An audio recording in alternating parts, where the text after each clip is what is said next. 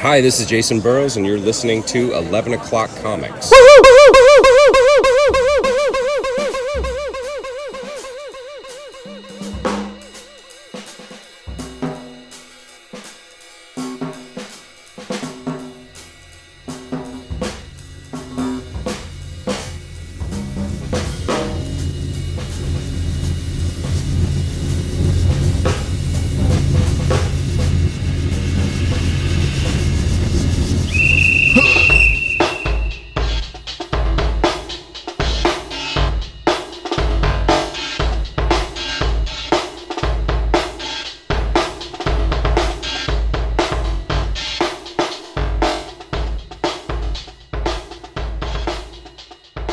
Hello, folks. Welcome to 11 O'Clock Comics. This is episode 1006. Thank you for joining us. You could be listening to anything, but you're listening to us. I am one of your hosts, David A. Price, and with me is... everybody's favorite pulp kid detective, Kid Maroon. Oh, my God.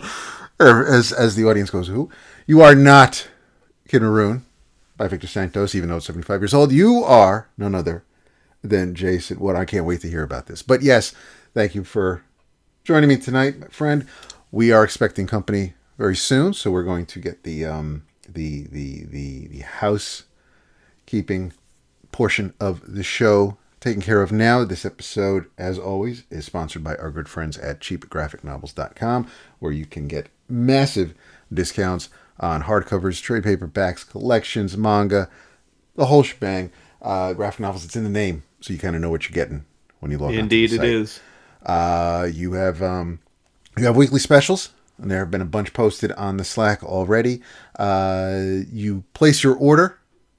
If it's your first order, you send Max at CGN an email, let him know that, hey, the 11 O'Clock Comics guy sent me, and your next order, you will receive free shipping, which, hell, that's an extra book. And depending on the sales, it could be an extra 2 books. So, I mean, shipping's nothing to sneeze at. Free shipping is nothing to sneeze at. But aside from the specials posted on the Slack that you can see on the site, you also have things like House of Mystery, The Bronze Age Omnibus, Volume 1 hardcover, the 2025 edition.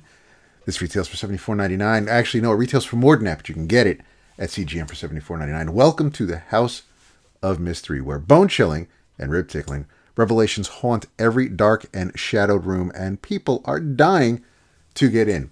One of the most celebrated anthology titles of the Bronze Age of comics, The House of Mystery earned its iconic status in the late 1960s and early 1970s under the skillful hands of editor Joe Orlando, whose uncanny aptitude for the fearsome and the frightful brought forth a sumptuous smorgasbord of arcane amusements in every enchanting installment. Now these classic tales of weird and the otherworldly are gathered for the first time in this handsome hardcover edition. House of Mystery, The Bronze Age Omnibus Volume 1 collects issues 174 through 200 of the acclaimed series and features scarily sublime work by a horde of comics' greatest talents, including Len Wein, Alex Toth, Jerry Conway, Bernie Wrightson, Marv Wolfman, Jack Kirby, Gil Kane, Jack Olick, Neil Adams, Wally Wood, Al Williamson, Sergio Aragones, and many more. You also have Rook Exodus Deluxe Edition, Volume 1 hardcover, for $27.99. Hundreds of years from now, the man known as Rook was once a simple farmer who fled the crumbling earth for a new life. He traveled to the planet Exodus, a terraformed world where all of nature, including its imported animal population, was completely controlled by the humans called Wardens. But when Exodus's world engine failed, the Wardens' power fell into the wrong hands, creating chaos and mass evacuations for those who could afford it. The rest, like Rook, must scavenge for an escape vessel as the war for control of what's left of Exodus begins. Collects the first 6 issues of this Ghost Machine series. Walt Disney's Uncle Scrooge, The Golden Nugget Boat, and The Cave of Ali Baba hardcover box set for $52.49. This season's Carl Barks Library slipcase gift box set collects 2 of our earlier volumes in this popular series. Walt Disney's Uncle Scrooge, The Golden Nugget Boat, the introduction of Magic and Dispel, Scrooge's sorceress nemesis, plus adventures in the frozen north, and on a rogue planet headed straight for Earth, and Walt Disney's Uncle Scrooge, Cave of Ali Baba, The Secret of Ali Baba's Hidden Treasure, The Return of Magic and Dispel, and the ever-eccentric Gyro Gearloose, Over 400 pages in 2 volumes, snuggled in a sturdy slipcase at a special price that even Uncle Scrooge couldn't resist. Those are your specials for this week. 'Tis the season and all that, being Hallows Eve. I am drinking this evening, and it's of course one of Jason's favorite vintners. It is 19 Crimes from southeastern Australia. Shit. Nothing but the best. 90s all across the board from my man. This is a red blend. This is a special edition, limited edition, The Bride of Frankenstein. This is 13.5 alcohol by volume. This is a limited edition collaboration between 19 Crimes and Universal Monsters. Saw the bottle when I was walking home the other night, and I figured, you know what? I need wine. Don't have any wine in the house, really. We got the drink roll call coming up. It's Halloween. It's Vince's favorite season. So I figured, what the hell? Let me give it a shot. Even though it's a red blend and 19 Crimes tends to be a little on the sweeter side, this actually isn't. It's smooth. It's not very fruity, so it's not like it's fruit punch. But yeah, it's absolutely fine. You know what you're getting with 19 Crimes. Not this is supposed to be some sort of spiel for them, but I'm happy to say I am pleasantly surprised by the notes it hits and by its finish. Are you drinking anything? You trying to just rebuild the bank account after the chef's table? You just like I told you. No, because I also bought. Actually, no, I bought 2 bottles that night. This obviously was the least expensive bottle of the 2. The other one is a.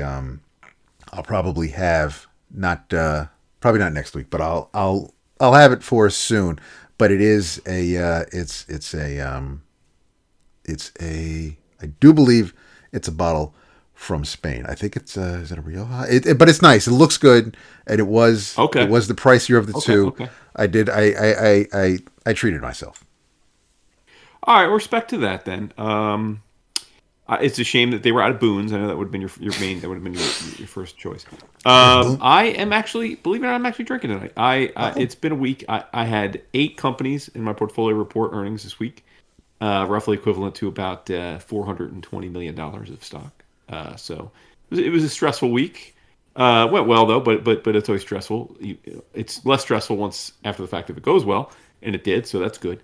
There have been some years where I've come on the show on a Thursday night and had the agita. But anyway, shout out to that not being the case this quarter.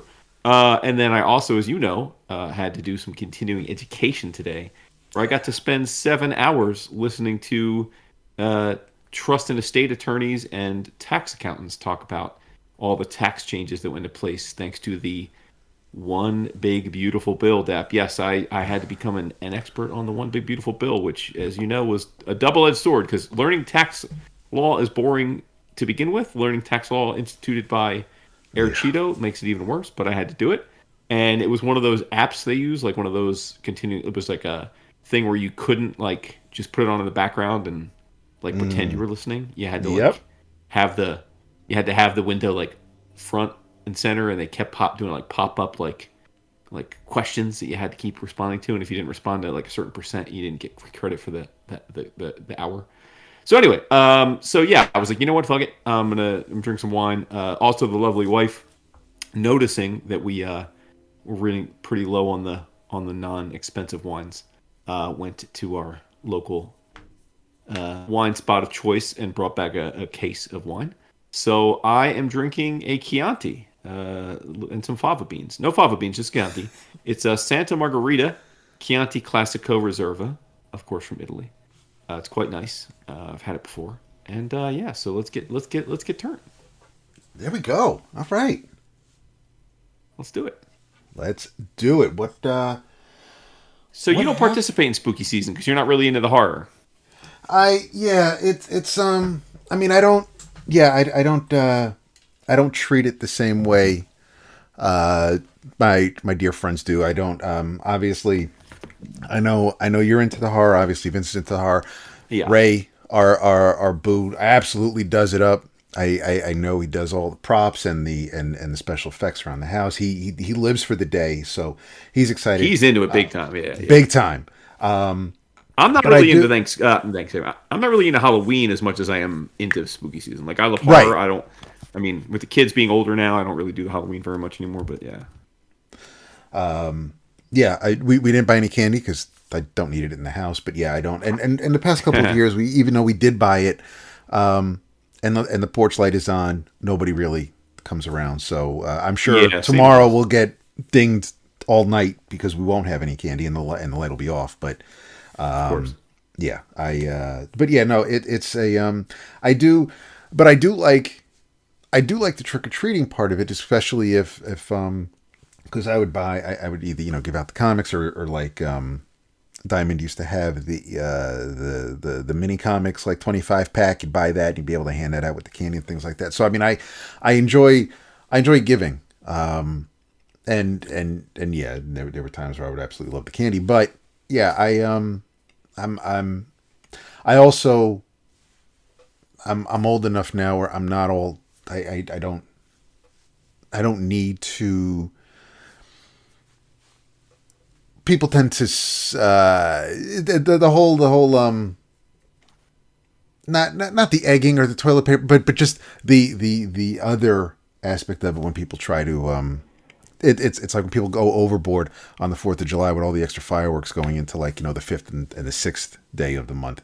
Yeah. People can get a little exaggerated and over the top when they try to do the pranks so no, I'm not a fan of that. But as far as the horror movies and shows, there are things I will be into, but yeah, it's not. Again, it's a fine line. There are certain there are shades. There are some things I'll sit down and I'll watch and I'll be into, and I won't mind a good jump scare or a psychological thriller of sorts. Gore's fine. And the more kids that get this member, better. But no, I'm absolutely I'm okay with yeah. No, I don't poo poo it. I don't crap on Halloween the way one of us may say crap on Christmas. But I appreciate the holiday. I love that my friends who do love the holiday get into it. But yeah. Three things. One, 2 days until Christmas music starts being played in the house. That's right. That's official. Yep. Two, I asked you about the spooky season because, as you know, I've been binging, as always, a shit ton of the horror movies. But I did want to mention that Welcome to Derry, HBO, new show, first episode hit, and I thought it was great. For those that were wondering, not that too many people are polling me for my horror views, but I thought it was great. And three, I believe, speaking of horror, I think we have our boo in the house. I think we do. What up? He's on mute. He is. It's like he's a noob all over again. Is this thing on? First time call. I see him. Maybe he's right there. Maybe dozed off waiting for us to intro him. Oh, no. He's gone. That was it. You scared him away. I scared him away. Well, there you go. There you go. Thanks for stopping by, boo. Love you. Cinema verite. That's right. I wonder if I'll maybe he was having trouble with the audio. Well, yeah. So I read a couple things, as you know, tonight, and one I really thought I was going to love to death and come on and tell you all how much I loved it. And it's not something that hasn't been brought up before. In fact, it was brought up twice before on the show. Okay. The first time it was brought up when I wasn't here. Mr. Fleece was here in my stead. I don't know which one of you talked about it because I must have embarrassingly admit I don't remember listening back to that episode. But I checked our notes because I always check to see if people talked about things. And y'all did talk about this book then. But I believe it was just the first issue. And then a few months later, I think in August of this year, we discussed it again. And again, I'm embarrassed because I don't remember which one of you discussed it. It was me, you, and Vince on the show. So one of you discussed it. I don't remember which one of you discussed it and what you thought of it. Okay. So that's it. Yeah. So that said, if this is a book you discussed, then you can chime in because I assume based on the timing you hadn't finished the series by the time this was last discussed. But anyway, I received the hardcover because I figured mistakenly, I will add, I pre-ordered the hardcover thinking, well, there's no way I'm not going to love this book, and I was wrong. It's by Oni Press, and it's called Out of Alcatraz. Yes. And yes, and it's written by Christopher Cantwell and art by Tyler Crook. Now, were you the one that talked about it, or was it Tony, or was Vince? Or no, you well, okay. he I believe he talked about the first issue, and I did review the first issue when Oni sent the PDF, but then I waited and I read it after it was completed. The whole thing? You read the whole thing? I read the whole thing. Okay, what did you think? Because Remind me. I enjoyed it a lot. Mostly because of the art, and that right. led us to a discussion on who else could have probably illustrated it. What Tyler may be best suited for? Like, are there certain atmosphere? Because obviously Harrow County, but I mean there are certain atmospheric. There are certain things that... See, it's quite possible that both times that this was discussed, I wasn't on the show then. Because I'm looking, this is the second time you guys discussed it was in August, and I may have been in Iceland when that happened. So. Oh, you may have been. Yeah, so that explains maybe it was just me and Vince talking about Out of Alcatraz. I recall none of this. But anyway, I will say this. I really didn't like it. Wow. And here's why. I think, and it sounds like you guys had a similar conversation about it, I think Tyler Crook's art mastery was totally wasted on this book. Yeah. Because the book is a bunch of talking heads. It is essentially, it's billed as you know, I'm sure, again, I apologize to people if this is going to sound repetitive to what Daps already discussed with this book a few months ago, but the premise is very simple. It chronicles it's a made up version of the famous Alcatraz escape.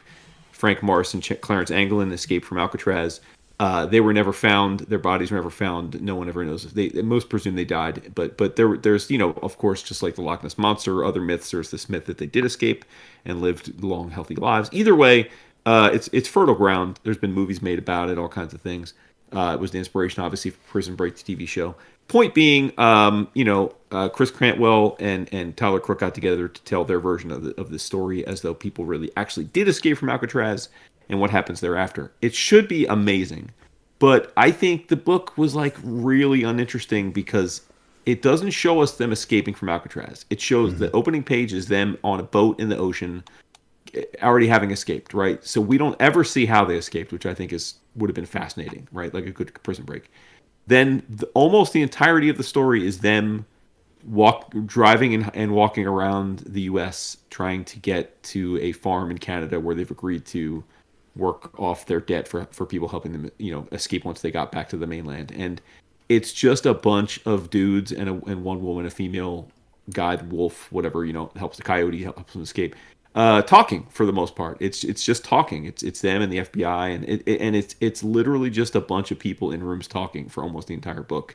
And I thought, what an uninteresting way in comics to present Escape from Alcatraz. Like, it's comics. You can do a million amazing things, and Tyler Crook has done such incredible work on Harrow County with the supernatural, and then his work in the Black Hammer universe where he's done the space and the sci-fi. It's just like, man, I just felt like his painting is so distinctive. There's very few artists that look like him. Really, nobody else looks like him. You know exactly, like Tyler Crook is utterly distinctive when you see him, and I just felt like they asked him to do really boring stuff, and it frustrated me. So, like I said, I don't have to go deep on it because it's never fun to go deep on something you didn't really enjoy. But I was really disappointed. I really thought that this was going to be something totally different, and I think that it was a missed opportunity. So. I think it may have gone on too long. I don't know if it needed the 5 issues. That probably didn't help, but that's what I'm saying. But I do or you could have done an issue or two of them escaping. You know what I mean? And then the rest would have been more interesting. Anyway, but yes, I believe our boo is back. I am back. Yay! My man, you figured it out. Stop! No, the link he sent me took me to the login page on the website. Once I opened Discord, it should have been. Should have been, but it Okay. wasn't. All right. We're here now. When I opened Discord, it on my MacBook Pro, it worked fine. So There you go. whatever. Okay. Welcome. I'm back. Yay. I'm back. Yay. Yay.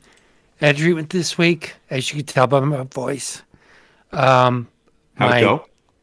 My numbers are still dropping at an astounding rate, which is a good thing. Less. Yep. Less.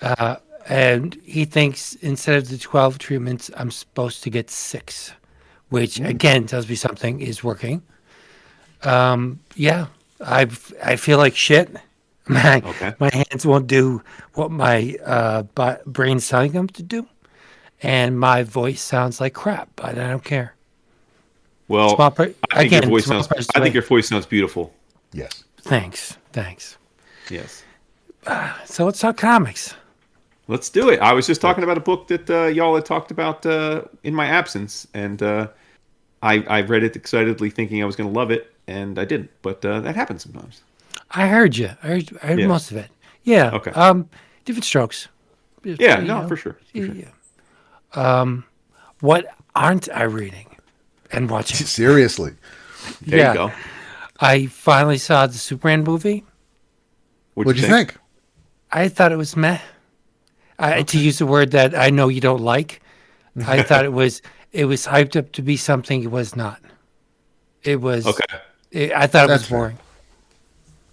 Yeah, no, that's fair. Again, I didn't like. I was in the like not loved camp, and I think as time has gone on, I've become more towards the meh camp.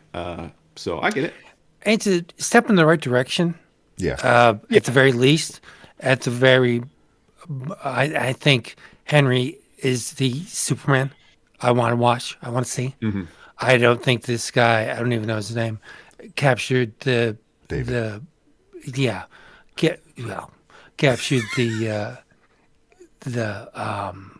mystique of Superman as well as Henry did. Right. And I don't think Lois was right for the part at all. Oh, wow. Yeah, I know. Everybody was saying, "Oh, it's Lois. It's Lois on I screen." liked her.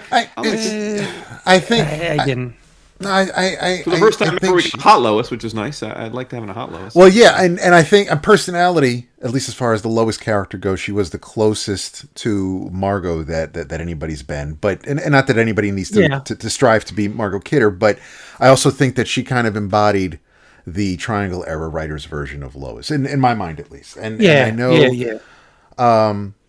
I it may have been a little bit too oh shucks golly, and I that's fair, and it's a departure from what Zack Snyder gave us, so I'm okay with it. Would I have liked to have more, maybe just Superman? Yes, but anything would have been a step in the right direction. So I mean, I'll take what I got, but yes, obviously there could have been other things done, and Gunn has the bigger vision, and this is just between this and the season finale of or possibly series finale of Peacemaker. He's got things in motion where he knows where we're going, and if that unfortunately means that maybe he sacrifices a really, really great Superman movie to build the foundation for other things that can come from it, I might be okay depending on how things pan out. But would I have loved to just have a straight up Superman movie? 100%. Yeah. Right. I thought Peacemaker season 2 was a million times better than Superman. Oh, it's great. I don't. Yeah. I didn't put too much stock into it. Sure. Because it's Peacemaker. Big deal. Yep. Yeah. I like Cena. I love the fact that he's in love with this girl and she's in love with him, but she won't tell him because she knows she screws everything up. I thought it was great. I like where the DC universe is going. I hope that they keep the extra dimensional. Yes, it was a lot like The Raft. Big deal. So what? Good ideas are good ideas, right? Yep. I thought that he cribbed a little bit from the Marvel Universe, but I thought ultimately, if this is where the DC Universe is going, it's a good thing. Yeah. Because they could, yeah. Speaking of Superman, I read Superman Red and Blue 2025 special. Oh, the special, nice. Okay. I won't say much about it because I know Dap is going to read it, but it kind of sucks when a free ad is better than everything that comes through your heart. Wow. Okay. Dan Mora does a Batman KO promo. They took 2 or 4 pages of the issue and they put it in the back of the book, and it looks great. The thing that comes close to it is Michael Walsh. Michael Walsh nailed it in his story, but the rest of it is not worth buying. I saw go ahead.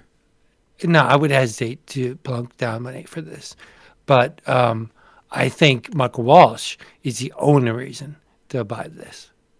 Right. Yeah. I was, I mean, obviously, I see Superman and I'm automatically hovering over the in cart button. But the regardless, before I even knew who was involved in making this one shot, because the original series from a couple of years ago, and I think the hardcover was in my O'Claskers that year, but because of that hardcover, because I have the hardcover, I needed the one shot just because I got to fucking complete the collection, but. And I'm sure DC will put out a new version next year that'll include this. But I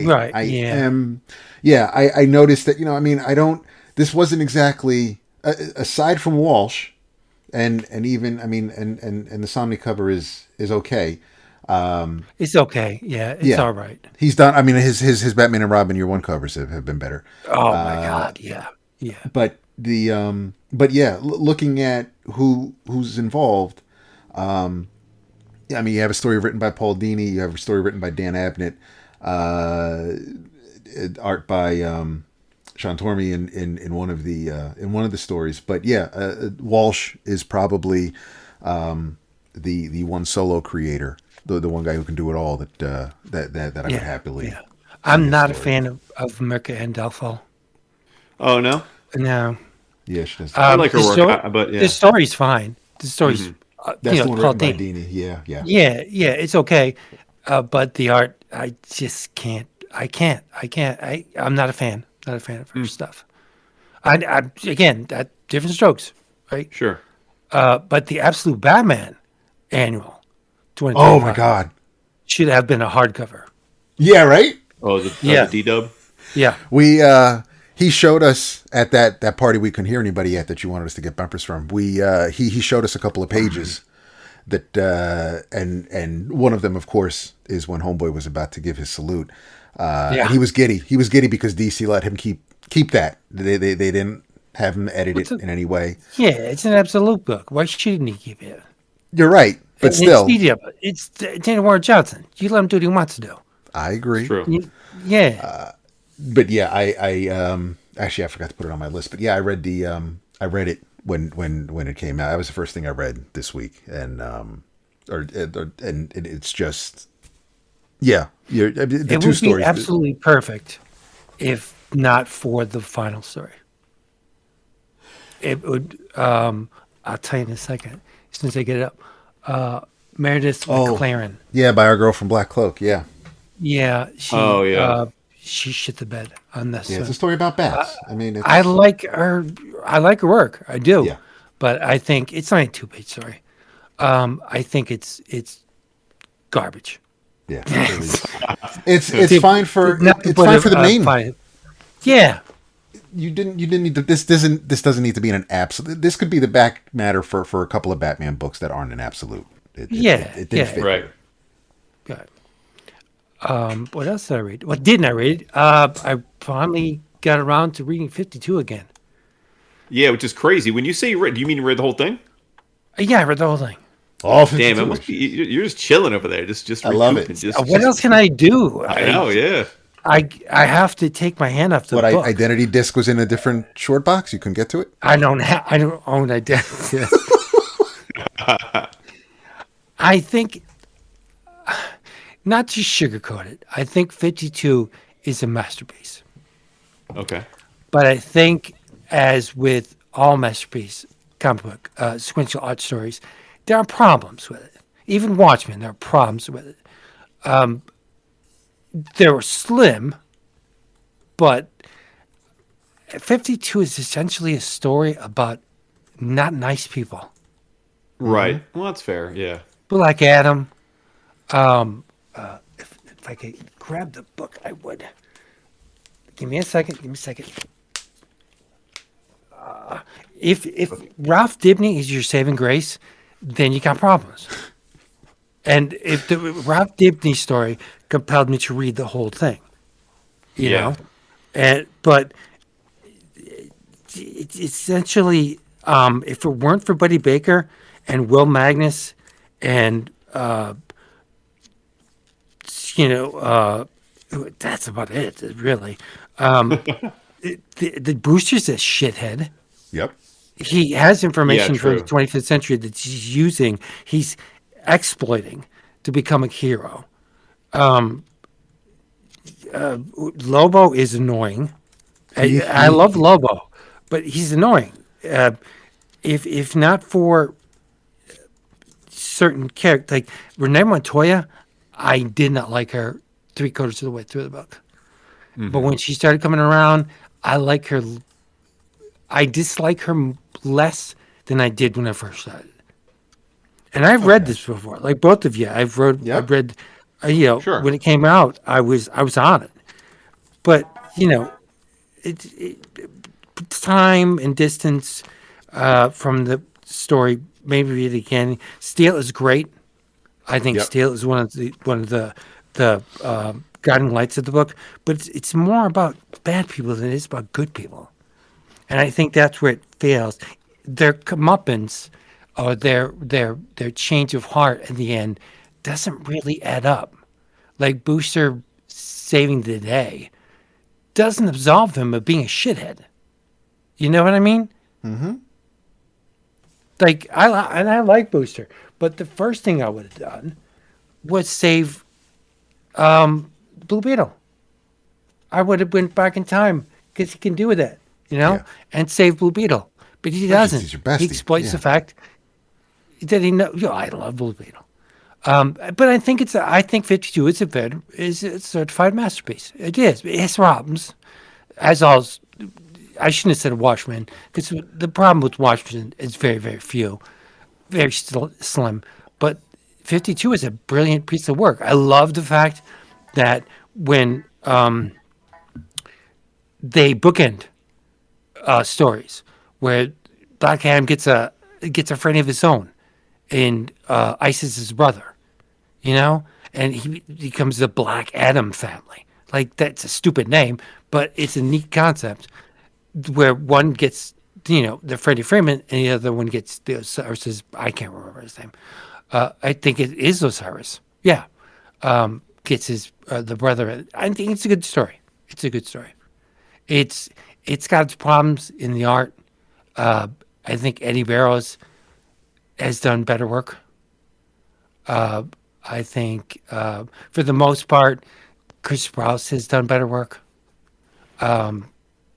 I'd like to go back into because of the art, because I don't really remember the art like one way or the other. I remember loving the book at the time, but I don't remember the art, so I'd be curious to go back and revisit that part. The highlights are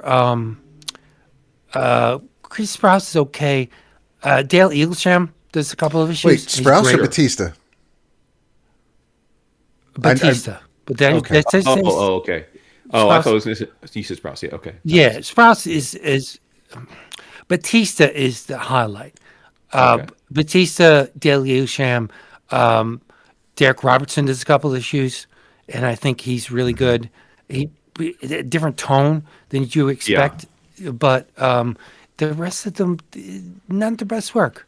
Not the best. I'm not saying that it stinks. It's solid work, but it's not their best work, and I can understand that being a weekly.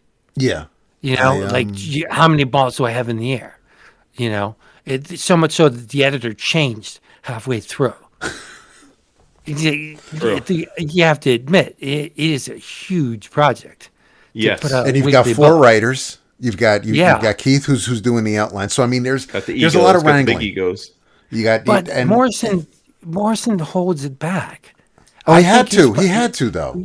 Yeah. It was got to be. You had to collaborate with, like, I mean, think of how different each of those writers is historically. Like, with the tone. And I mean, the way Morrison and Rugg could not be more different. It's you can tell which ones. Sure. Yeah. The great 10 is all Morrison written all over it. And right? Everything Renee was Rucka. Yeah.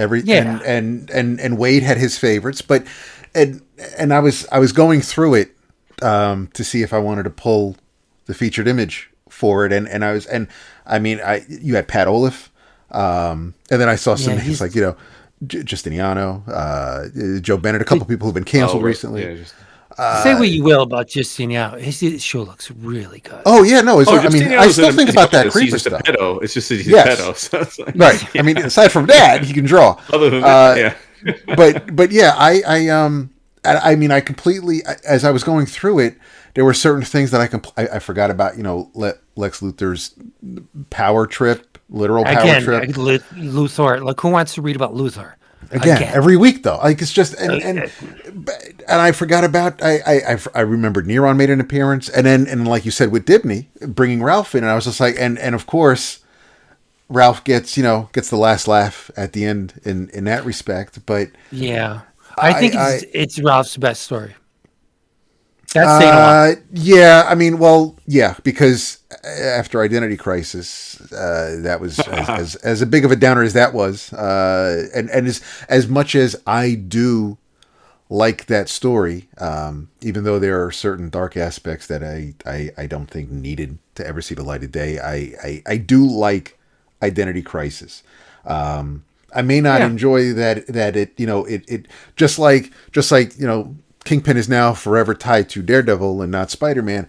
Deathstroke seems to just now be to Green Arrow and not so much to Titans and to a degree Batman. But there are getting back to 52 though. It was neat kind of going down memory lane as I was flipping through random issues here and there and trying to remember certain things and how, because it was before Wednesday Comics, but we were at the shop every week to read the next chapter, and you had the J.G. Jones covers, and some were better than others, but you had, it was a way to just read about DC characters who weren't the Trinity and trying to to make sense of things. But and they then DC tried to overreach with bringing in Trinity right afterwards, another 52-week event. And World 3. It became too much. Yeah. I would have taken a break. Absolutely. After the first show, I would have taken a break. Give us a breather, man. But they didn't. Yeah, they didn't. And it just became too much after a while. But 52, groundbreaking stuff. Yeah. And it's a neat coincidence because obviously at Baltimore we had an early lunch or late breakfast with the CGS guys, and Pants is telling us about how far he is, and he's got over 60% of the original over art 60% of the pages. Yeah. 3 entire issues, one of which he bought out whole. The other 2 he pieced together over the years, but he's got a real good chunk of the entire series in OA. So, I like how, in just a matter of a couple of weeks, it's been all 52. I'm digging it. Yeah, I love the pursuit. Again, I think it's an interesting pursuit because obviously I don't think he intended like it was organic, like he just was into the series at first and started buying pages. But it's one of those interesting pursuits where in a world where since he started collecting 52, the art market has just grown just so exponentially. We're talking probably the average price of art's gone up tenfold, if not more, in that span. I would say. Yeah. And yet he again, I don't think he had any, it wasn't a plan, but he picked a series where there really hasn't been inflation, because no one else is trying to buy 52 pages. So it's an interesting because it's so Herculean to try and acquire 52 issues of a comic series, even if you were worth hundreds of millions of dollars, it would be hard to do. And Pants isn't, so it's kind of cool that he lucked into the situation where he can continue to buy pages as they come up, because there's not, none of these pages are going to go for 10 grand. That's not going to happen. So that's pretty neat. It's a cool little niche that he has, right? That he can kind of do by himself. There's no one chasing it. He's not competing with anybody else. More power to him. Mm-hmm. Yep. For sure. I'll do it quick. Outlaw Showdown. Oni has been reprinting, and sometimes they pick great stories. But they're doing news stories in the EC vein, Oni Press. And I've been, those of you who have been long-time listeners have noticed that I shit on them as much as I hug them, because I think there's some really good work coming out of Oni Press, but I also think there's really bad work. And to put the EC name on bad work is just a crime. But they've spread their wings a little bit, and now they're doing the Western titles. Like Kurtzman did the Army books. They're doing Western books. And this book is nearly a slam dunk. Nearly a slam dunk. Sebastian Cabroy does the art on one story, and Tony Moore does the art on another. David Lapham does a story. I think you can poo-poo it if you want. I think the EC Comics line is some of Lapham's best work.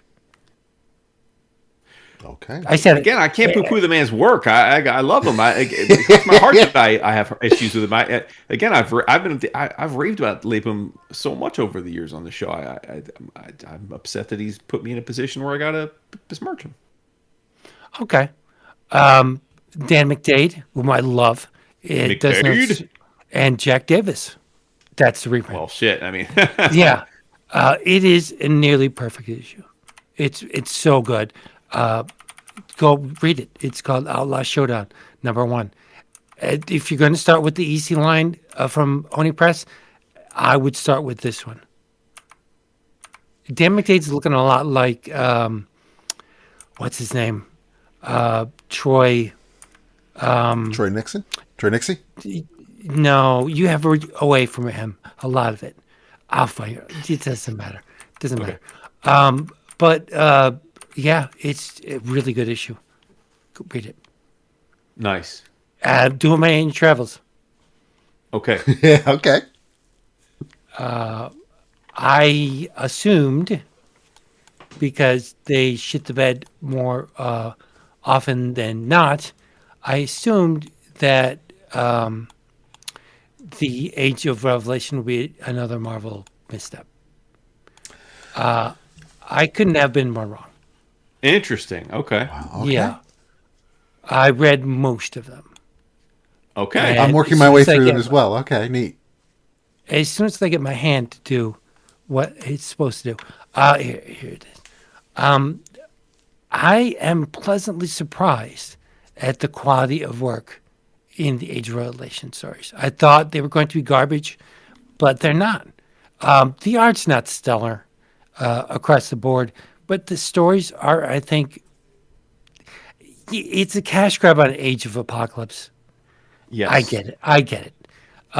But I think once you mention Hickman, going back to the X Universe, you get my attention, and he's on the long shot issue. Lord Kinney, who I don't really care for, other, Omega. There's even a Spider-Man issue. I know. Our boy Tony writes one of the issues. Yep. Yeah, he wrote Omega Kids. The Omega Kids, right? But the piece de resistance is the on Deadpool. It's really good. I won't. Carlos Magno does the art, and Carlos is great. I'm not going to spoil it, but I will spoil the ending because I want you to come back for more. Not going to spoil it, but I'm going to spoil it. I love it. Yeah, the techno-organic virus seems to have appeared in Cable once again, and he leads off the charge against Deadpool. Okay. Deadpool kills a lot of people.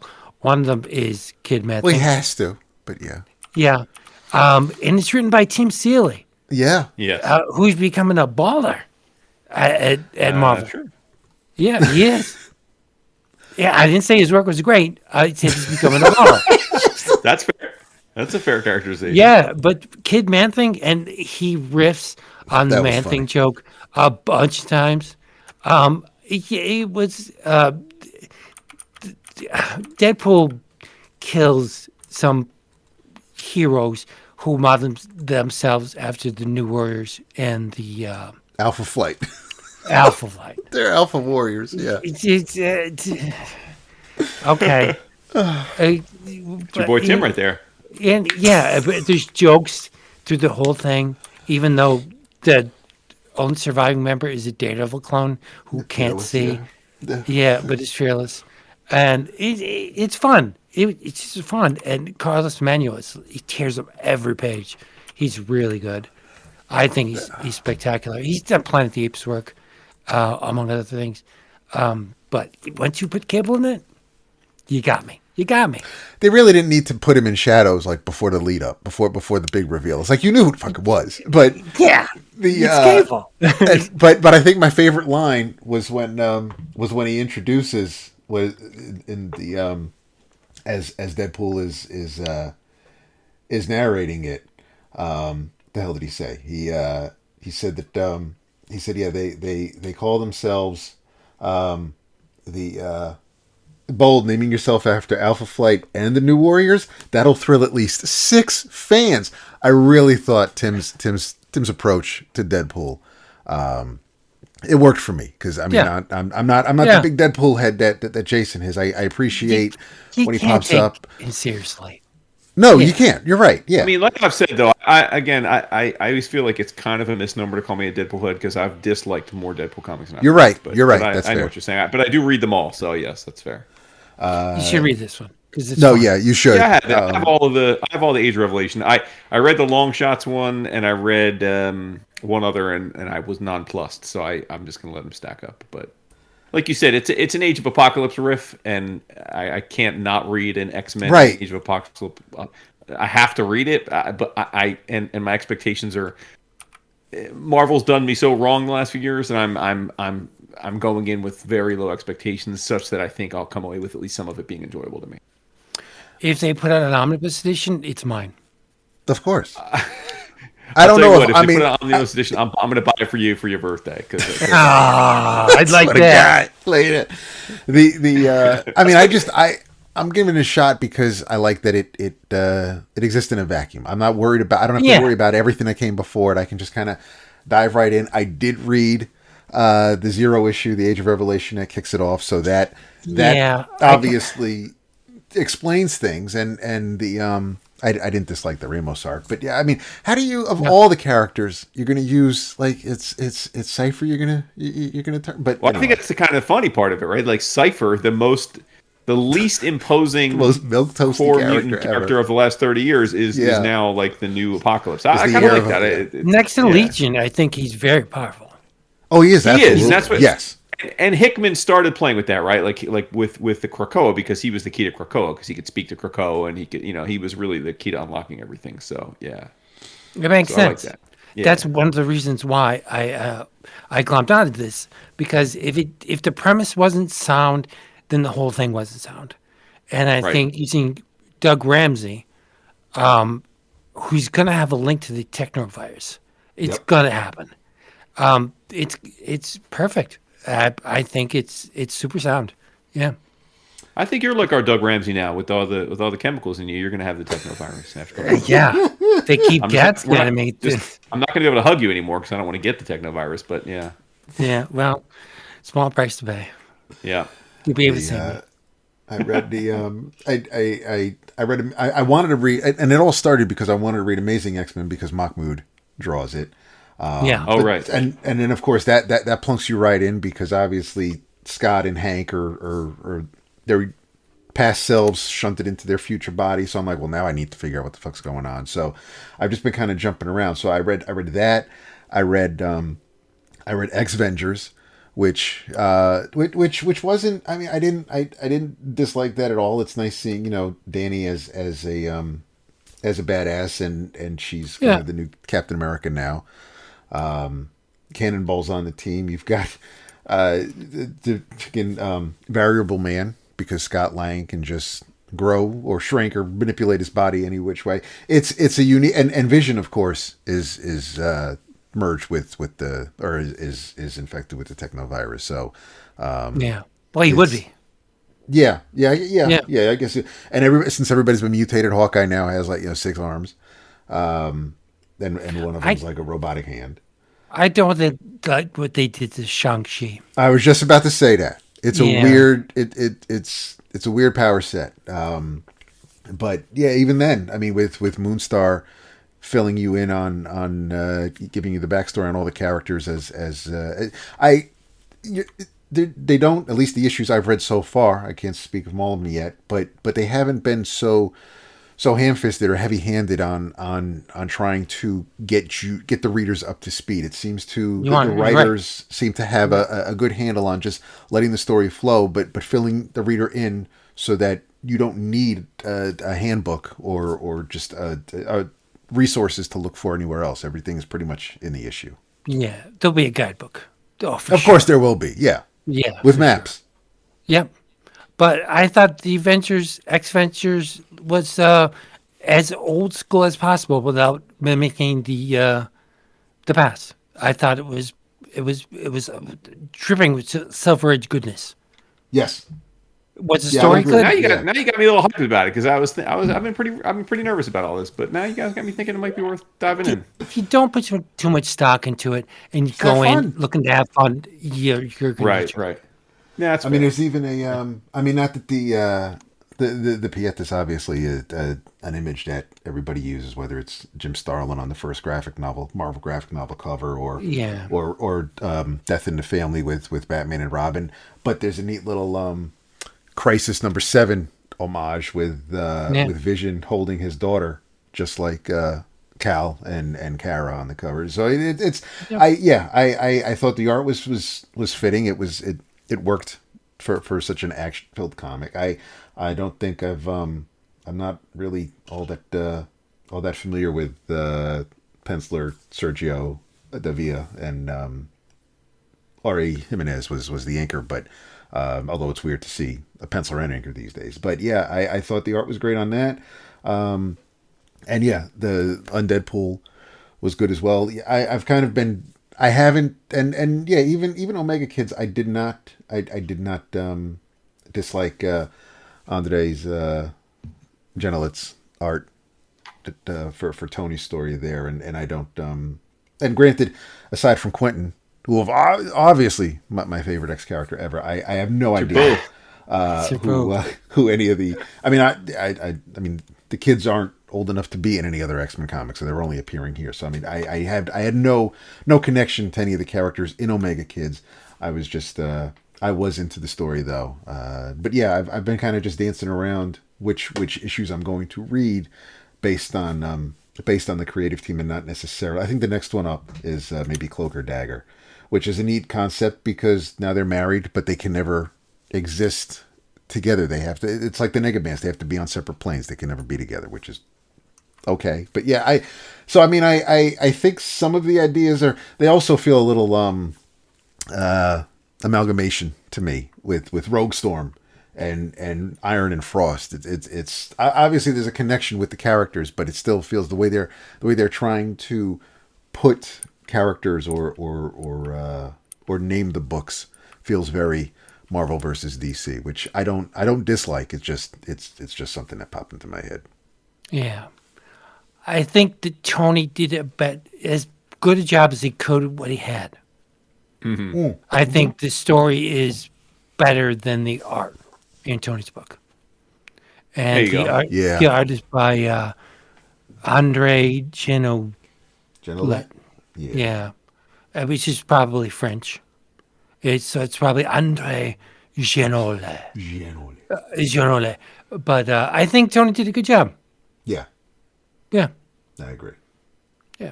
So that's it for me. I'm super tired and I'm going to bed. Well, then all right, brother. Well, thank you for popping in. We love it. I wish I could. Let's shoot for every week. Well, dude, next we're week, here for it. I mean, are you kidding me? We're doing Wednesday next week. Okay. So Steph's got to get his colonoscopy, and I'm going to go see Giveon. So. Well, at least one of you had fun. And it's probably Dap. Oh boy. I'm gonna take a nap. See, you haven't lost being an asshole. Mama, my wife said that I'm getting mean. Well, there you go. We'll Getting see how that works out. Yeah. Okay. I love you guys. Love you, dude. Love you too. Peace. Have a good night. Nice. I love it. That was awesome. Power hour with Vince B. Yes. Can't beat it. Can't beat it. Can't beat that with a bat. No. Yeah, so I mean he ran down since we talked about the Age of Revelation, that was most of my list because I didn't get to the Superman special yet. I did read the Absolute Batman Annual, so I mean we could talk about that. But aside from so I mean out of Alcatraz, I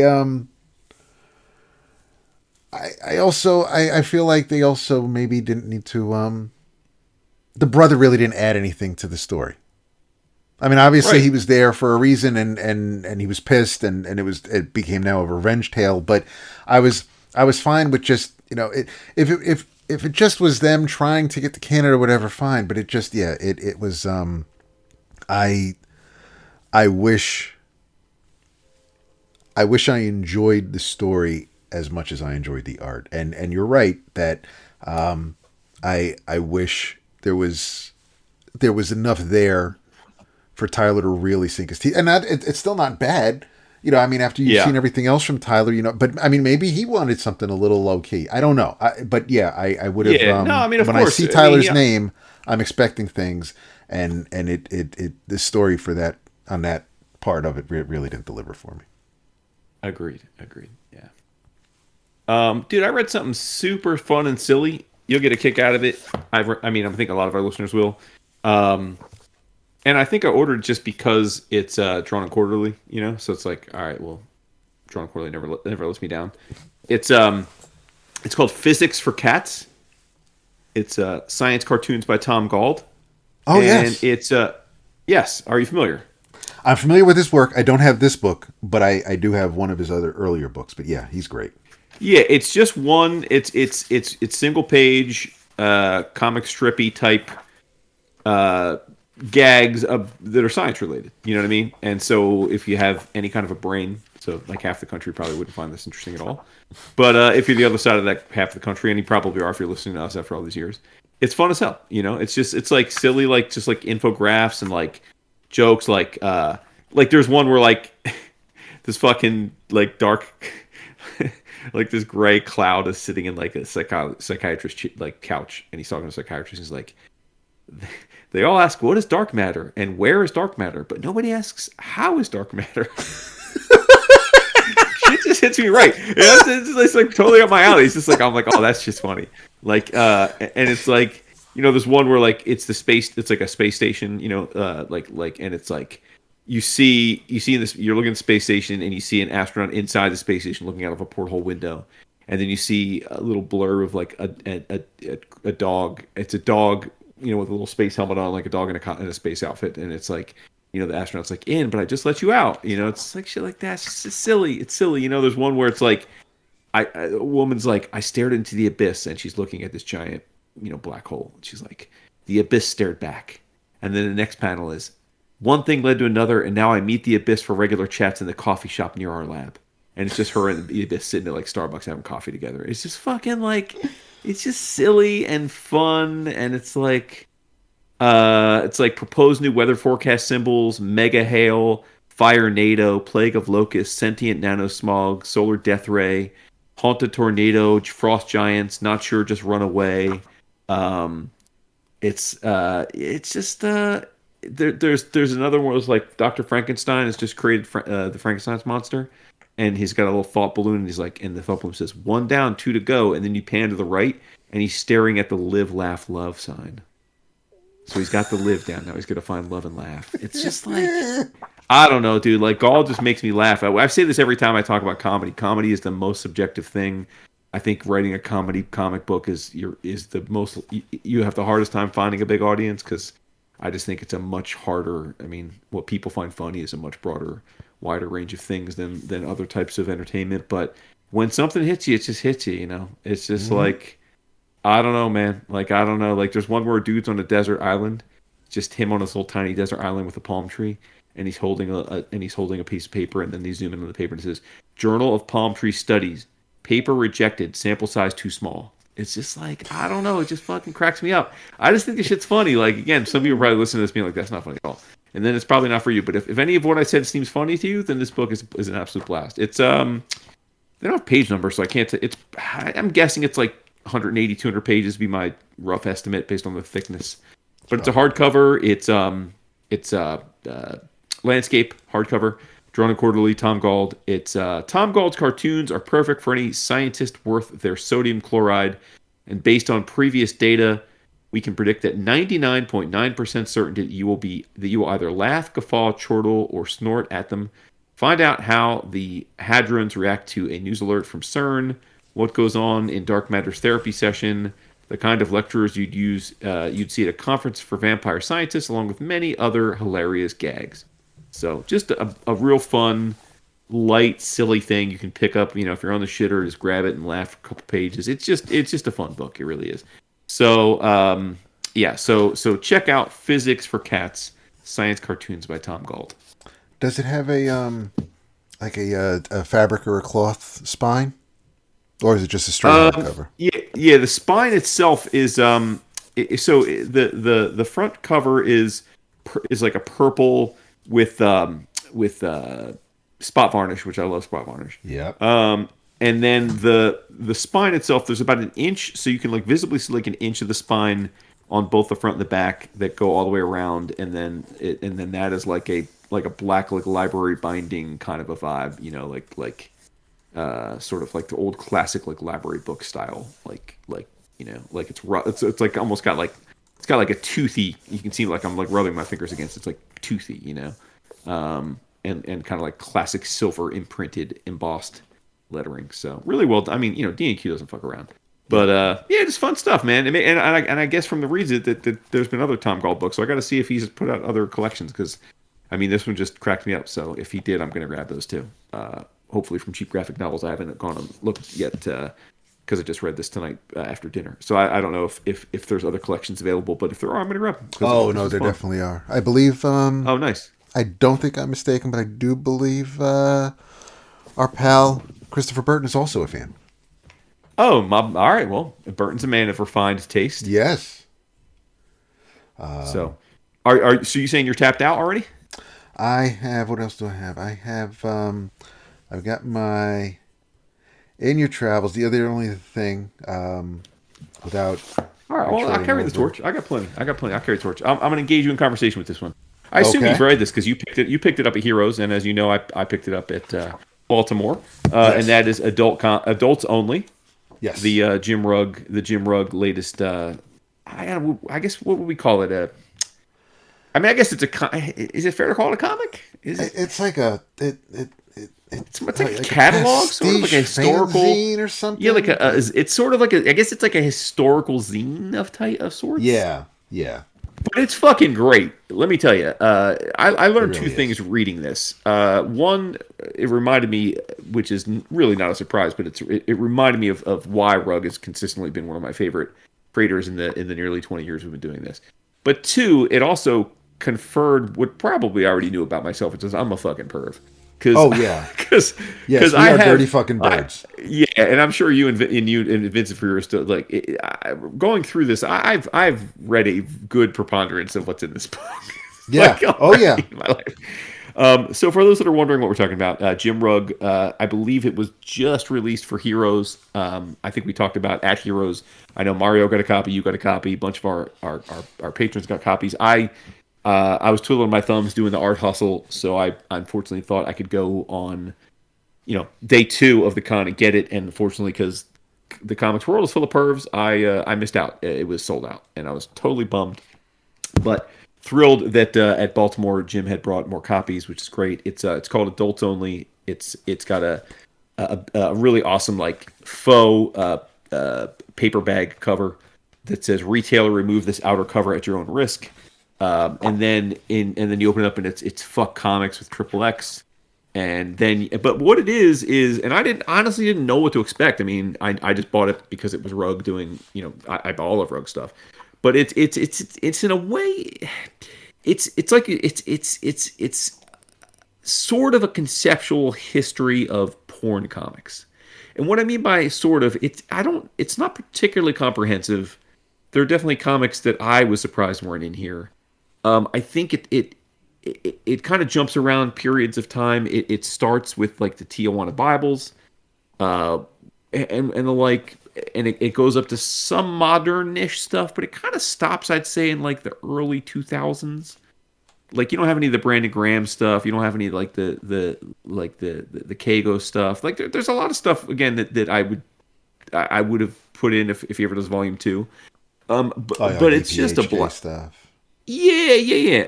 But it is a blast, and it's just naughty as hell, and and in classic Rugg fashion, he's such a master of the production, right? Like this isn't just like a bibliographical. You turn the page, you see another porn comic. You turn the page.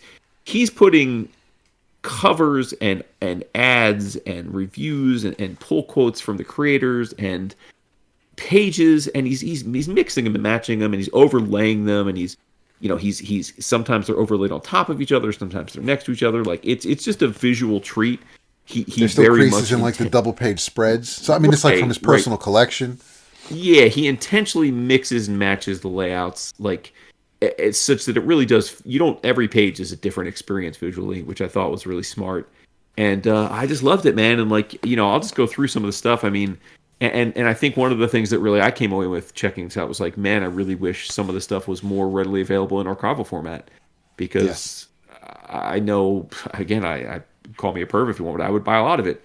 Tijuana Bibles, Mickey Mouse and Donald Duck, which is kind of funny that he has that in there, but it's a sort of a naughty version of that. And then you've got the Frazetta stuff. You've got the Kinky Hook. You got the Sweeter Gwen. You got Hustler Magazine, of course, with Honey Hooker. You've got really, I mean, the stuff that I would honestly like. I think they should kickstart with the quickness. If anyone's listening that can make this happen, we need the Wally Wood erotica stuff in a collection, and the Tom Sutton stuff. But yes, Wally Wood, 100%. Yeah, no, Tom Sutton stuff too. But like Wally Wood is so beloved.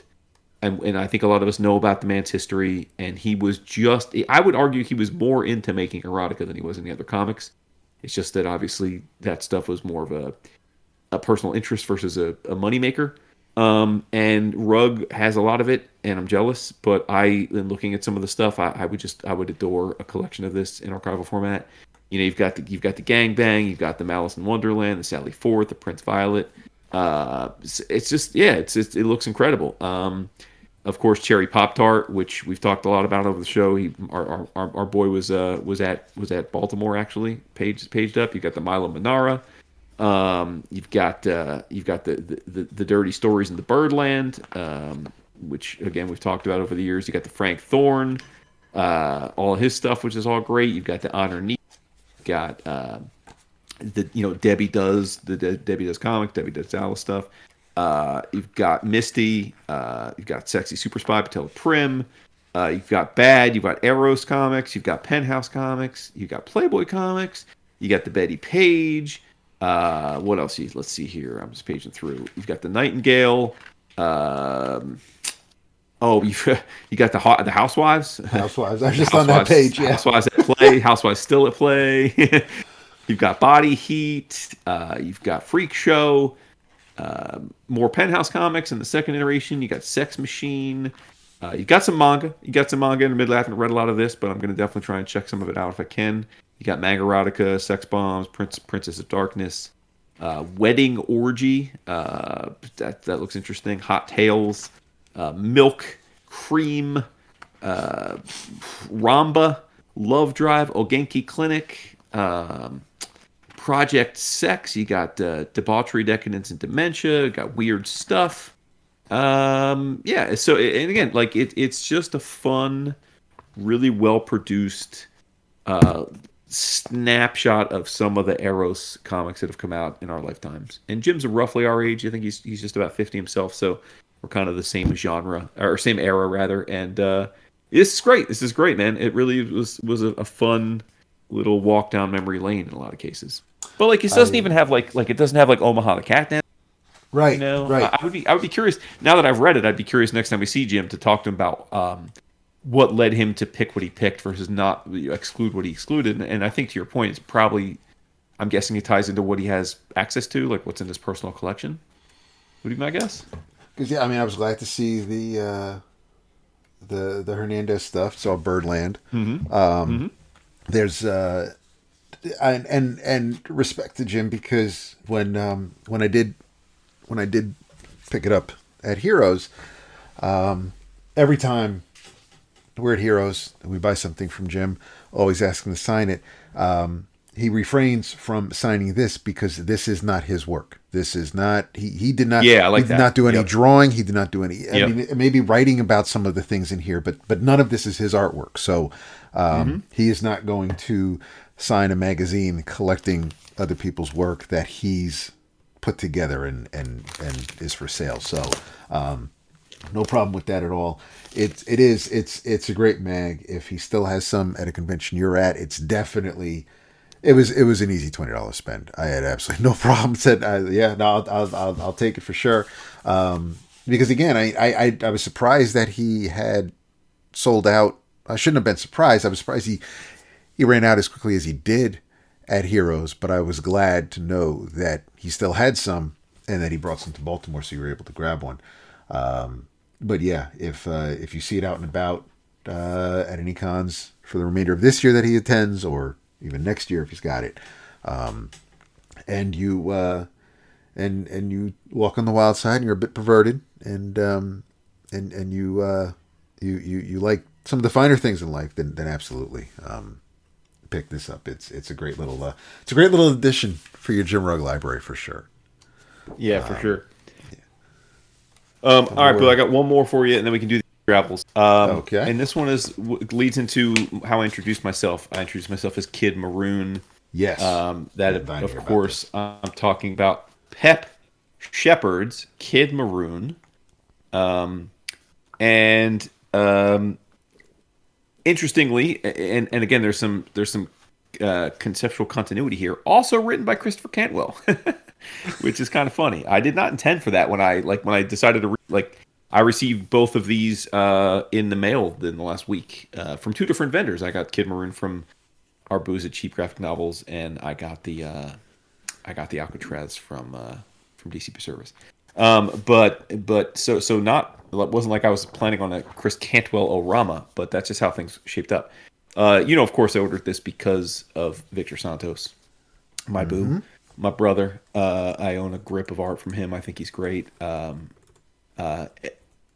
And so I will honestly read any comic that he draws, even though I prefer it to be comics that he didn't write.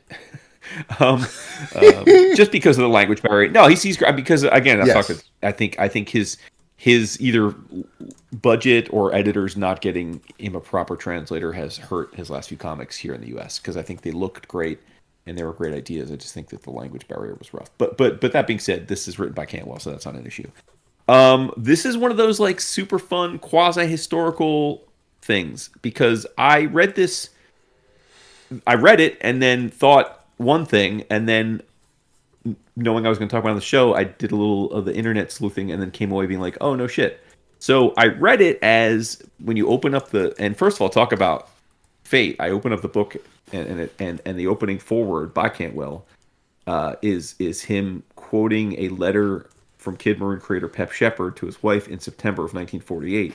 And it starts with "My darling Beth Ann," which, Dap, as you well know, is of course my wife's name. So I thought, well, this is fucking weird. And it's Pep Shepard, 1948, saying how that Kid M is his life's greatest work. And then we get Cantwell in his foreword talking about how he was so moved when he discovered Pep Shepard's 216 Kid Maroon comic strips that ran from April to October of 1948 that he had to continue on the story because of what happened to Pep Shepard and the desperate compulsions that led to his difficult life and then death. And I thought, well, damn, this guy sounds mad interesting. I've never heard of him. I've never heard of Pep Shepard or I've never heard of Pep Shepard or Kid Maroon. This is fascinating. Now, I mean, you obviously have some familiarity with this. What I think is going to stun some people, particularly those listening who know me and have read this already, this is 100% unapologetically, unabashedly, with pure intent pulp comics. This is pulp. And of course, it's a running joke around here that I despise pulp comics, which isn't really true. And this is evidence of that. I enjoyed the fuck out of this, and it is absolutely pulpy as fuck. Even with the dialogue is intentionally like corny, like, oh yeah, see, like it's even that kind of thing, right? Like the gangsters talk like that. It's like Dick Tracy. It's very much in that kind of. But two things are working in its favor. One, you got the Victor Santos art. Two, I happen to be rewatching Boardwalk Empire right now, which is the same setting and the same vibe. And so I'm just in that mood right now. So well timed on all fronts. Who is Kid Maroon? Well, Kid Maroon, as you could see if you look at the cover of this, is a ginger-haired youngster. He is 11 years old at the start of the book and turns 12 years old during the arc. He's like Encyclopedia Brown set in the 1940s. He is a super genius. He lives he had lived in a small town where he was solving small town mysteries a la the Hardys or Encyclopedia Brown, like the lost cat, the missing, stolen goods, whatever, like just the little small town crimes that would be known with that kind of character. But in this comic, we're introduced to him at a point where even though he's only 11 years old and he's doing all this, he's just sick of being in a small town. He feels cooped up, underappreciated. He has no friends because he's so smart and he solves these crimes. Everyone hates him. All the other kids make fun of him and they bully him and they pick on him. They just they find him to be weird and nerdy. They don't like him. So he kind of hates being there, and he's got lovely parents, but he's had enough of it, and so he declares himself, he gets himself emancipated because again he's a genius, and he moves to Crimeville, which is of course like the Gotham, New York City trope. It's a town that is besought, just completely overrun with crime. It's corrupt in every way, and he wants to go there because that's where the real crimes are that he can stop and solve. And then we jump into his time in Crimeville, and we meet a lot of the supporting cast. There's a district attorney that a beautiful woman that he's quasi partners with, and he loves her. He's got a crush on her, but he knows he's a kid and he can't be with her. She knows he's got a crush on her, and she thinks that he's writing her love letters. He keeps saying, you can't do that. Stop. It's inappropriate. But he's like, I'm not writing the letters, even though he does love her. He keeps it platonic with her, but she's like she's kind of his aide de camp. There's a rough-hewn police officer who like hates him at first because he's this nerdy kid who keeps butting in on these crime scenes. But then over the course of the arc comes to really appreciate him for how smart he is and what a good kid he is, and they become allies. You've got the mayor, which looks like Commissioner Gordon, who at first very much seems like an ally of Kid Maroon. And then you've got a litany of different interesting mobster type villains, which are very indicative of the Dick Tracy types, right? You've got your flat top hammerhead guy, you've got your Weasley guy, you've got your greasy guy. Like it's steeped in the Dick Tracy vibes in that regard. And the premise is there's stuff happening. The crime lord, the lead crime boss of the town, has been murdered. And Kid Maroon is trying to piece all this together, figure out who killed him, why, who's trying to take over, what's happening behind the scenes. And he's doing all this at the same point where he's missing home. His parents want him home.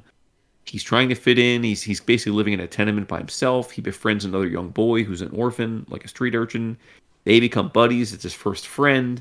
But then because Kid Maroon's a genius and this kid's just a kid, like he ends up kind of being an almost like the kid's adoptive uncle, even though they're the same age. And it's like there's all these little interesting little personal dalliances that weave in and out of the story while he's also trying to solve these big crimes and this bigger overarching arc of like who killed the mob boss and what's that mean.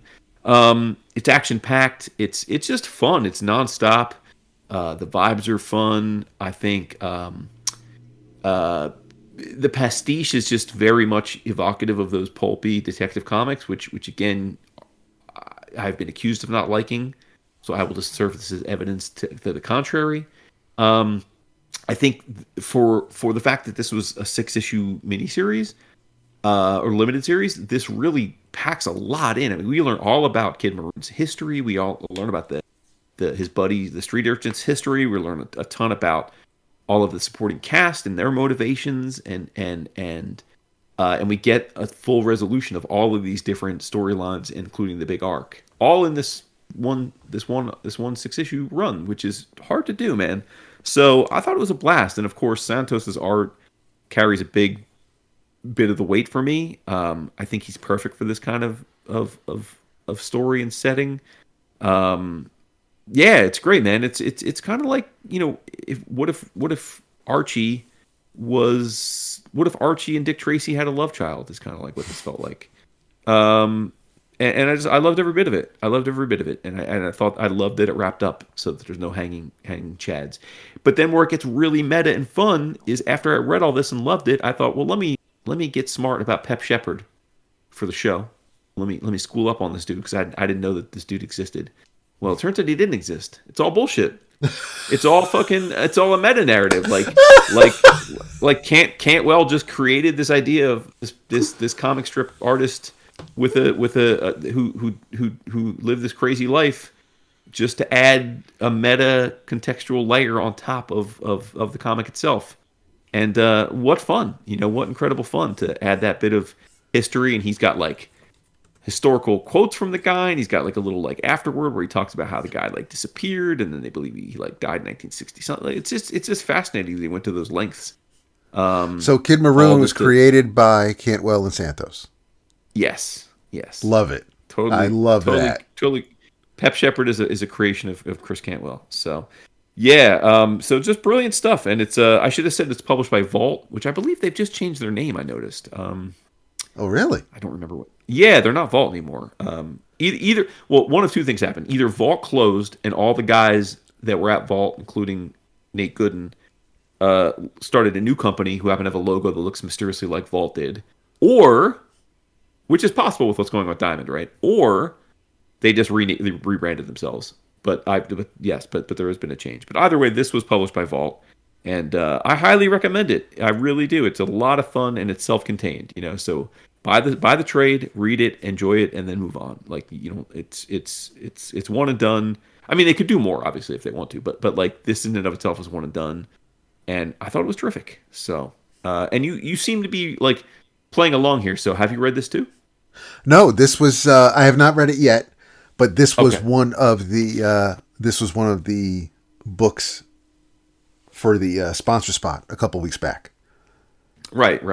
So that, and I picked it because it was unique and it was something that interested me. So I figured, well, I am. Yeah, you and Vince will adore this because again, you're much easier marked for this kind of genre than I am, and I loved it, so I can't see how you guys won't adore it.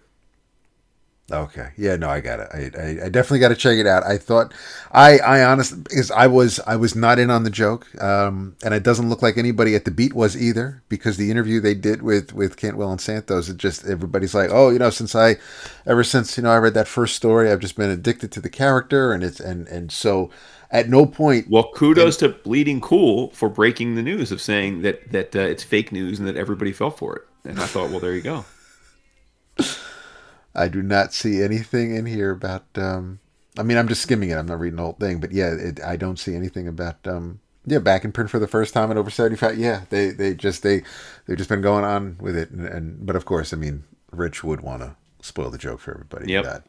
Which is, and it's fine for him, but it's it would have happened eventually, but it's I'm glad that everybody had fun with it, but yeah, it does look neat based on the previews that I saw when I was checking it out. It didn't look like something I'd be into, so yeah, I'll be keeping an eye out for it. I'll see what CGN has it for, but it looks neat. Yeah, I'm glad you got a kick out of it. I got it from That's CGN, good. so yeah okay, good. That's who I got it from. So, yeah. That's awesome. Oh man, that's great. All right. So, that said, thank you, as always, for joining us tonight. Tonight for us, but it could be the middle of the day when you listen to it. But regardless, we appreciate you allowing us to invade your ear holes. We will be back next week, of course. You heard from Vince tonight, and we expect you'll hear from him again next week. This episode has been sponsored by cheapgraphicnovels.com. You've heard about him a bunch tonight, especially with the book that Jason just read, and I sent Jason a link of Tom Gauld's offerings at CGN. We are on Spotify, we're on YouTube, your Apple Podcasts, wherever you do get your podcast. Please leave us a review. Let us know what you think of the show. You can find us also on Patreon, patreon.com/11o'clockcomics. Our website, 11o'clockcomics.com for all the episodes past and present. So yeah, we are ready for that. And in your travels, I've been reading a lot of mainstream stuff lately, and not that obviously that hasn't really changed. And I was looking for something that wasn't quite the usual. I didn't want to fall into the stereotype exists for a reason, but I didn't want to be like, oh, the Superman special came out, I'm sure Dap's going to talk about it. I wanted to avoid that. I wanted to just kind of see what else was out there. I purposely haven't finished Batman and Robin Year One because I just didn't want to jump on that right away. Give it time to marinate a bit. So I dug up something from Oni. It's an Oni-O-Rama this week. This was released earlier this year. It's a 6-issue miniseries, and it's called Red Before Black. And it's written by Stephanie Phillips, and it is illustrated by a Walk Through Hell artist, Goran Sudžuka, who I do like. I do like Goran's art. I liked it in A Walk Through Hell. Very similar here. He did that cooking competition one that we liked too. Did he?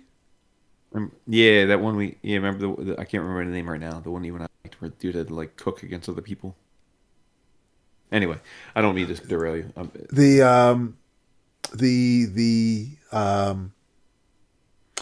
Well, there was that one book Star, but that was Brian Wood. No, well, Brian Wood's the writer. He's a writer. Right, yeah, but that wasn't the art. But anyway, so and colored by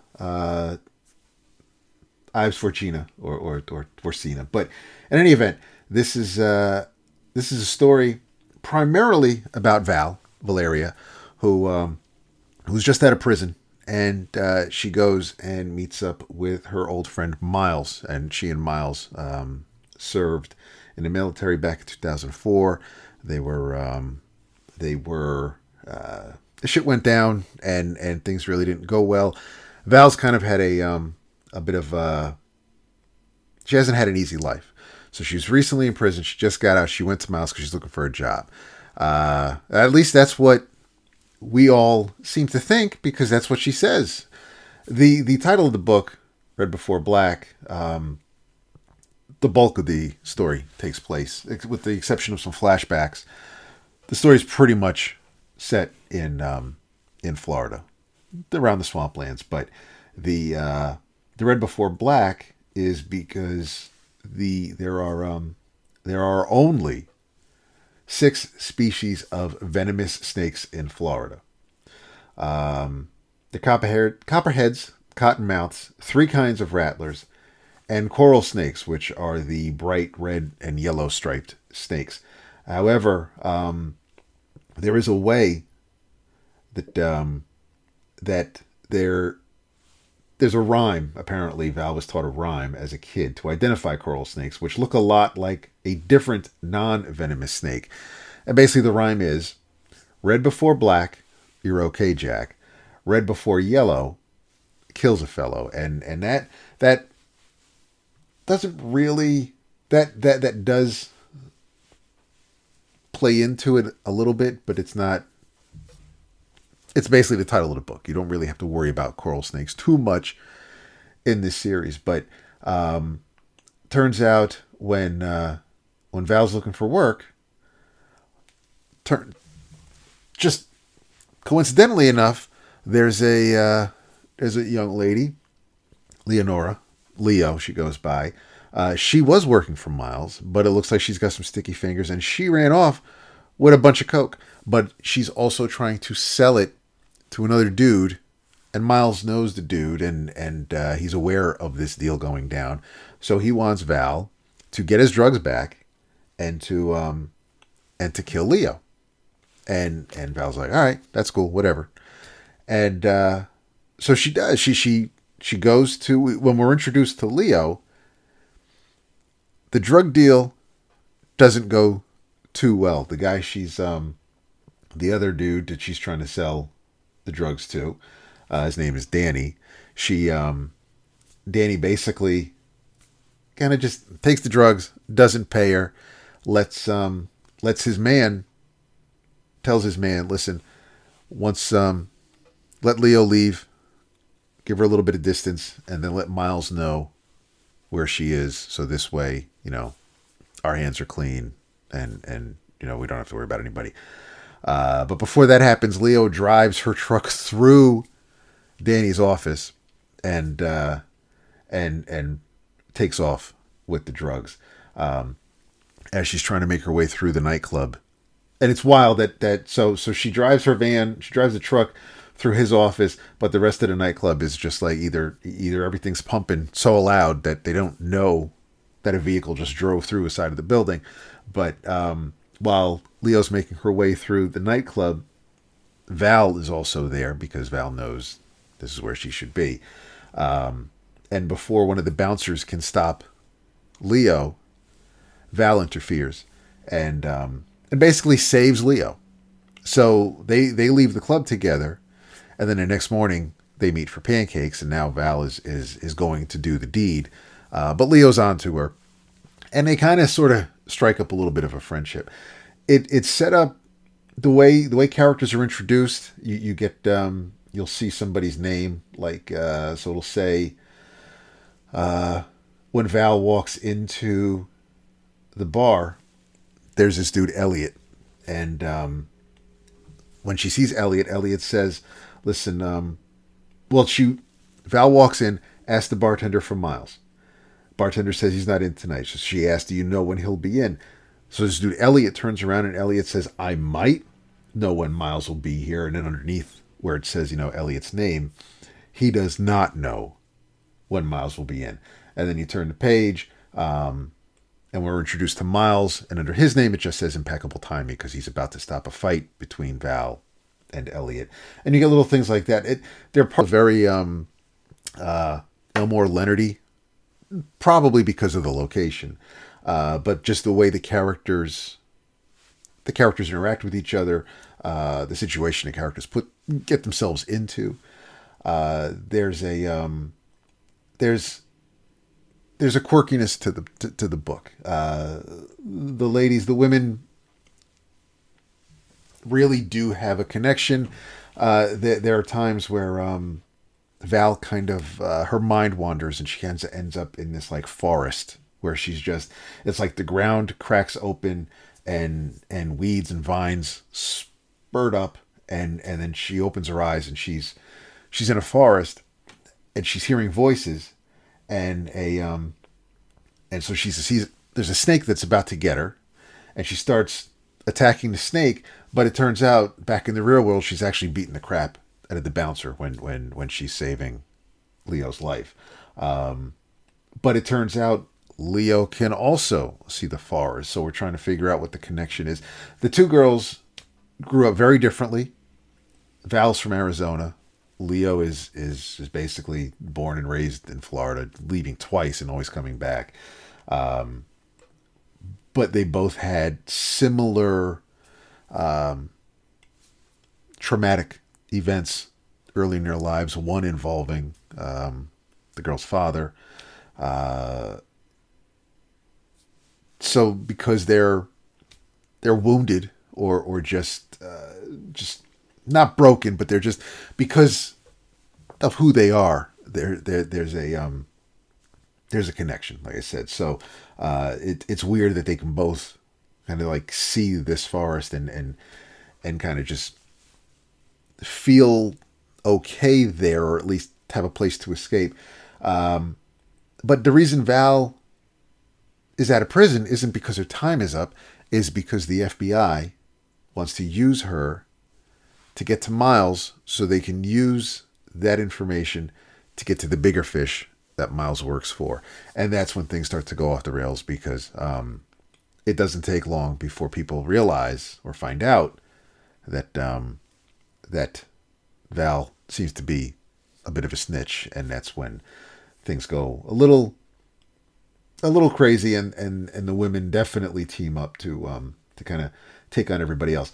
I got a kick out of it. I thought all the characters were it was very like I said, it had that Elmore Leonard feel to it. It's a crime drama. It feels like a story that you'd see in Karen Cisco or something like that. It's also very, very self-contained. Everybody in this is just kind of like they're a couple of them are in it for themselves, but the FBI agent, he's trying to do the right thing. He sees something in Val. He's not trying because the operation kind of goes off the rails a bit. It doesn't because Val and Leo kind of like hit the road, and now at that point she negged on the deal, and so now the FBI's after her. Miles is after her because he knows, and it's just, and then you get the flashback to when she and Miles were in Iraq in 2004, and this also ties into the voices that Val hears because she was trying to save a woman. They were trying to get the information to find out Hassan al-Aswad's real name, and Val's like, I can protect you, I can protect your mother, I can protect your sisters, I can bring you all with us. So she made a promise that unfortunately she couldn't keep, and so those are some of the voices that she hears when she visits that forest. It's a wild ride, but it was a neat little respite from the capes and cows that I've been reading, and it was just it was nice to just read a straightforward story about a couple of women who really just know how to kick ass and no longer take any guff from anyone. But yeah, I got a kick out of it. So it's from Oni. It's called Red Before Black. 6 issues. I do not know if there is a collection of it from Phillips and Sudžuka. Nice. In my inner travels, I'm gonna go 29 years back. That. Oh. Yeah. So spoilers to those of you who are 29 years behind in your reading, but you and I had a fun time doing the over under favorite least favorite some time ago, and one of the things we talked about was my one of my least favorite was Justice, and I made the point that my issue was that Alex Ross can paint his ass off, but I don't like Alex Ross writing stories. I just thought that was a mess, and I made the point of saying you compare that to Alex Ross on Kingdom Come with Waid writing, and it was just like night and day, right? Like Kingdom Come's I think one of my favorite DC things ever, and so I pulled off of my shelf the beautiful Absolute hardcover slipcase of Absolute Kingdom Come. Nice. And I reread it. And yeah, I mean, I don't have to go deep. I assume most of our listeners that would be interested in the story have already read the story.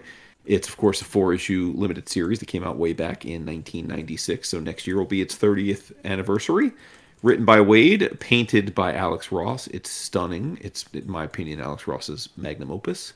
And it is an Elseworld story of a world where the superheroes that we knew as the Justice League have aged out and have largely retired into the background. But unfortunately, the world and the people they handed off the baton to aren't going according to plan. Quote unquote heroes like Magog are wiping out entire states and killing people with reckless abandon, which prompts our titular heroes to come back out of retirement and try and reassert control and order.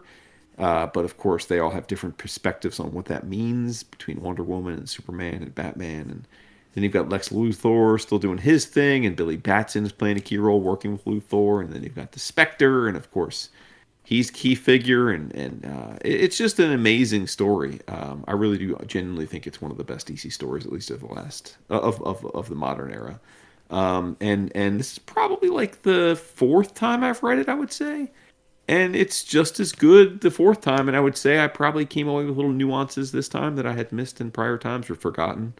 And every page is a sight to behold, and it's amazing. And so, if for some reason you're listening to us in 2025 and you haven't read much DC in your life, and you're thinking, where do I get started? I think Kingdom Come and New Frontier and a couple others are where you should go. I think they are incredible, and it's just an amazing thing. So do check out if you haven't Kingdom Come. If you have, give it a reread like me. You will not be disappointed. And so in your travels, Kingdom Come.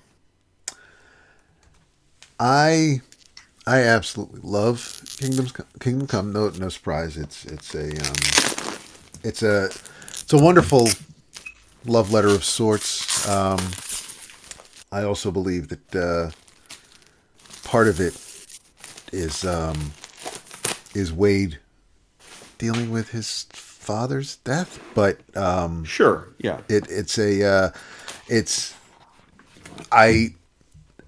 I was reading it when it was coming out, so I did not see the big reveal when it happened regarding one of the Fawcett heroes, which was a great little. I love that surprise. I loved being surprised. I love not expecting it, and it absolutely works. It makes sense.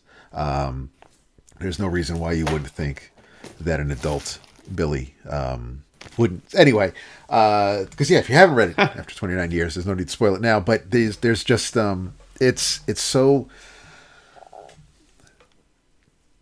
where not to compare, and I think for a long time, maybe not a long time, but for a while, I was kind of torn. And I always tended to lean more towards liking Marvel's more.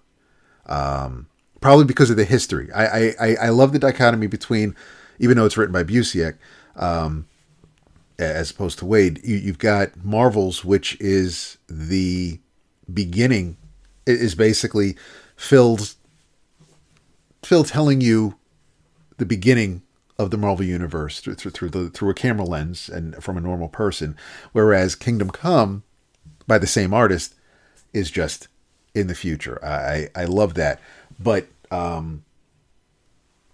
obviously we can have both. But do you prefer Kingdom Come over Marvel's? Yeah, absolutely. 100%. Okay. Yeah.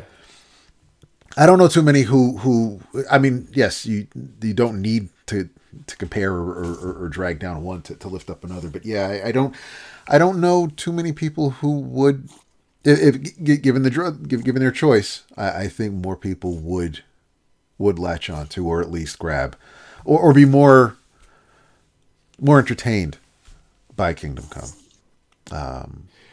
I do like it a lot. I mean, Marvel's is cool, but like Marvel's is, told from the perspective of a human. Yep. A normie, which is, I think what was one of the reasons it's different, which is good because you don't want it to be just their their Marvel take it the same thing. But yeah, I think Marvel's is cool. Like again, I would rank like the Alex Ross, the big three of Alex Ross. I would rank them pretty definitively. Kingdom Come is an A plus. I think Marvel's is like a B plus, and I think Justice is like a C minus. Yeah, I'd go with that. Yeah, absolutely. Yeah. If they do decide to do something fancy, and if I read Marvel's first, like if I had read Marvel's first, like maybe I'd think differently. You know what I mean? Like, oh, interesting. No, I'm saying because like I don't know, okay. No, I didn't. Interesting. Okay. No, yeah, no, I don't. No, I'm pretty sure I didn't. Yeah, so, but I don't know. Yeah, I don't know. Also, Marvel's had the funky like acetate or the vellum covers the clear covers over them. Yeah, I thought it was and plus I think it was also stapled. They were thick books, but they were stapled, whereas Kingdom Come is the square bound. If they do something fancy for the anniversary, maybe I'll get the updated absolute, because I only have the issues. But that is such a great series. So such a great 4 issues. I know that they've revisited that universe, that concept, whether it was the line wide event or even in Waid and Mora's World's Finest in the first couple of years. But there's absolutely nothing wrong with Kingdom Come. Yeah, that is a real good choice. I do have to correct myself, though. It is not by Oni. I think I said right before Black was published by Oni. It is from Boom Studios. And the collection will be out in December. So you'll hear about it during that week's specials. But yeah, but I thought, damn, now I want to read Kingdom Come. That was good.